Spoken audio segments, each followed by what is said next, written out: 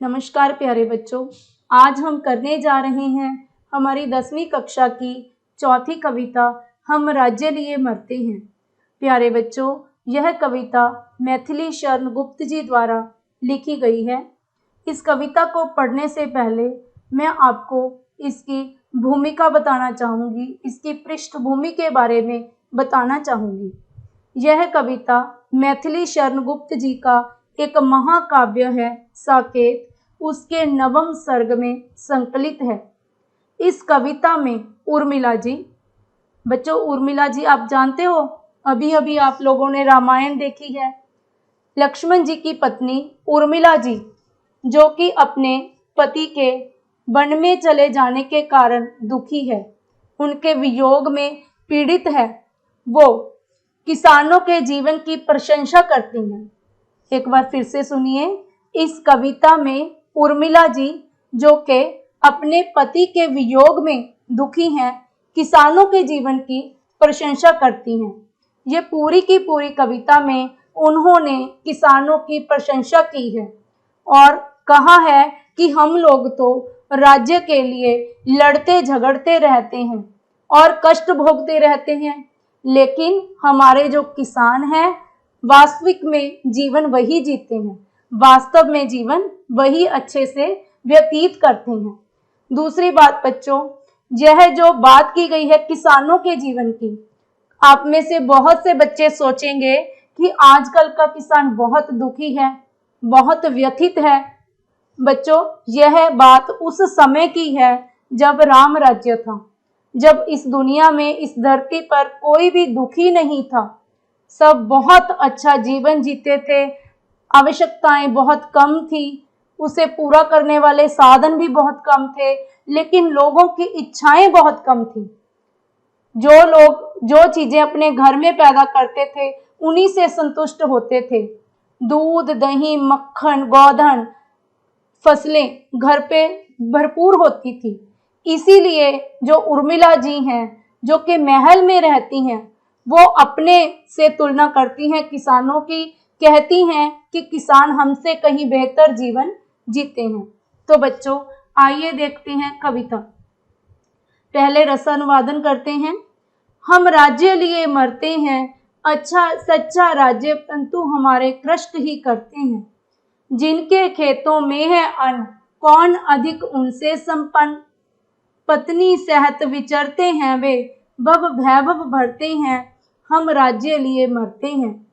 वे गोधन के धनी उदार, उनको सुलभ सुधा की धार। सहनशीलता के आगर वे, श्रम सागर तरते हैं, हम राज्य लिए मरते हैं। यदि वे करें उचित है गर्व, बात बात में उत्सव पर्व।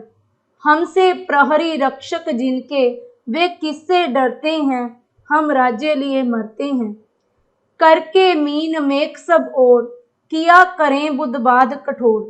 शाखा मई बुद्धि तजकर, बेमूल धर्म धरते हैं, हम राज्य लिए मरते हैं। होते कहीं वही हम लोग, कौन भोगता फिर जे भोग। उन्हीं अन्नदाताओं के सुख, आज दुख हरते हैं, हम राज्य लिए मरते हैं। तो बच्चों आइए अब हम इसके अर्थ देख लेते हैं। हम राज्य लिए मरते हैं, सच्चा राज्य परंतु हमारे कष्ट ही करते हैं। उर्मिला जी कहती हैं कि हम लोग तो राज्य के लिए गृह कलह के कारण लड़ते झगड़ते रहते हैं, लेकिन हमारे जो किसान हैं वही सच्चा राज्य करते हैं। जिनके खेतों में है अन्न, कौन अधिक उनसे संपन्न। वो किसान जिनके खेतों में अन्न पैदा होता हो, उनसे अधिक धनवान, संपन्न मतलब धनवान, धनी, अमीर, उनसे अधिक अमीर भला और कोई हो सकता है। अर्थात जो किसान अपने खेतों में सबके लिए अनाज पैदा करते हैं वही सबसे अधिक क्या है, अमीर हैं, धनवान हैं। पत्नी सहत विचरते हैं वे, भव वैभव भरते हैं, हम राज्य लिए मरते हैं। किसान अपनी पत्नी के संग दुनिया में विचरते हैं, घूमते फिरते हैं और जिंदगी के ऐश्वर्य का भोग करते हैं, संसार के ऐश्वर्य का भोग करते हैं, संसार के सुखों को भोगते हैं। लेकिन हम लोग क्या हैं, राज्य लिए लड़ते झगड़ते रहते हैं। बेटा जी, पत्नी सहत विचरने की बात से हमें पता चलता है कि अपने पति वियोग के कारण वो कितनी दुखी हैं। वे गोधन के धनी उधार, उनको सुलभ सुधा की धार। वे गोधन के धनी उधार, यानी कि किसानों को गोधन, किसानों के पास बहुत गोधन होता है। गोधन मतलब दूध, दही, मक्खन, जो भी चीजें हमें गौ से प्राप्त होती हैं, गाय से प्राप्त होती हैं, और वे उदार होते हैं। उदार मतलब दयालु, यानी कि उनके पास बहुत अधिक गोधन होता है और वे उदार स्वभाव के, दयालु स्वभाव के होते हैं। उनको सुलभ सुधा की धार, सुलभ मतलब दुर्लभ का बेटा विपरीत शब्द है, जो आसानी से मिल जाए उसे सुलभ कहते हैं। सुधा अमृत को कहा जाता है। उन्हें अमृत समान दूध की जो धार है वो बड़ी आसानी से प्राप्त हो जाती है। सहनशीलता के आगर वे श्रम सागर करते हैं। वे सहनशीलता के भंडार होते हैं। आगर मतलब भंडार, और वे श्रम सागर करते हैं, यानी कि संसार में मेहनत के साथ विचरते हैं, बहुत मेहनत करते हैं। लेकिन हम लोग क्या है, हम राज्य लिए मरते रहते हैं। यदि वे करें उचित है गर्व, बात बात में उत्सव पर। इस बात के लिए ऊपर लिखी जो विशेषताएं हैं, यानी कि अन्न पैदा करना, बहुत अधिक गोधन होना और उदार स्वभाव के होना, अगर इन बातों के लिए किसान अपने ऊपर मान महसूस करें, गर्व महसूस करें, तो ये बिल्कुल उचित है, इसमें कुछ भी अनुचित नहीं है। उनकी तो बात बात में उत्सव और पर्व है, यानी कि उनकी हर बात उत्सव और पर्व के समान खुशी देने वाली है। जिस प्रकार हम त्योहारों पर खुशी नहीं मनाते, उस प्रकार किसानों की हर बात पर्व या उत्सव के समान होती है। हमसे प्रहरी रक्षक जिनके, वे किससे डरते हैं। जिनके हमारे जैसे प्रहरी, यानी कि पहरेदार रक्षक हों। भरत जो थे वो अपनी प्रजा के प्रति बहुत सजग थे, बहुत प्रेम करते थे, बहुत ख्याल रखते थे अपनी प्रजा का। क्योंकि जब राम जी वन को चले गए थे तो भरत जी उनके नाम पर प्रशासन चला रहे थे। तो वे पूरे राज्य की बात करते हुए उर्मिला जी कहती हैं कि हम जैसे पहरेदार जिनके हो, भला उन्हें किससे भय हो सकता है। उनका कोई भी राक्षस हो, चाहे असुर हो, कोई भी बाल बांका, चाहे कोई भी दुश्मन हो, कोई बाल बांका भी नहीं कर सकता। हम लोग तो राज्य लिए ही मरते रहते हैं, लड़ते झगड़ते रहते हैं। करके मीन मेघ सब और, किया करें बुद्धबाद कठोर। फिर वो अपने बारे में, यानी कि अपनी बिरादरी के बारे में, अपने जैसे लोगों के बारे में, बुद्धिमान लोगों के बारे में, पढ़े लिखे लोगों के बारे में बात करते हुए कहती हैं।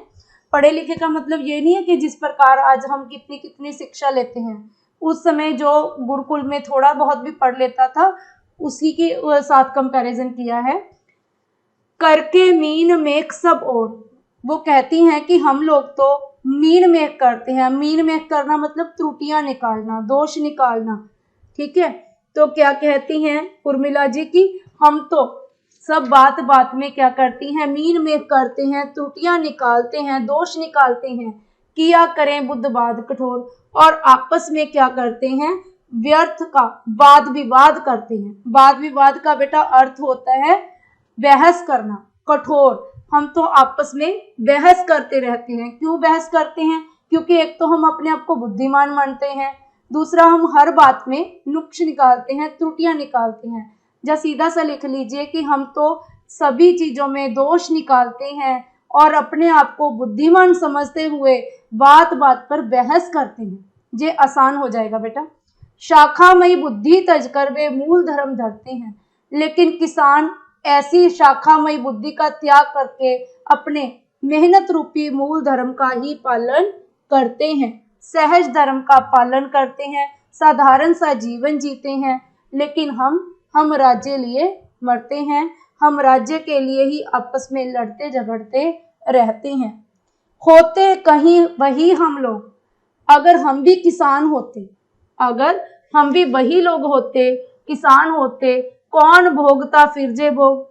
तो भला जे दुख, जे कष्ट जो गृह क्लेश के कारण, गृह कलह के कारण हम लोग भोग रहे हैं, तो फिर इनका भोग कौन करता, इन कष्टों को कौन सहता।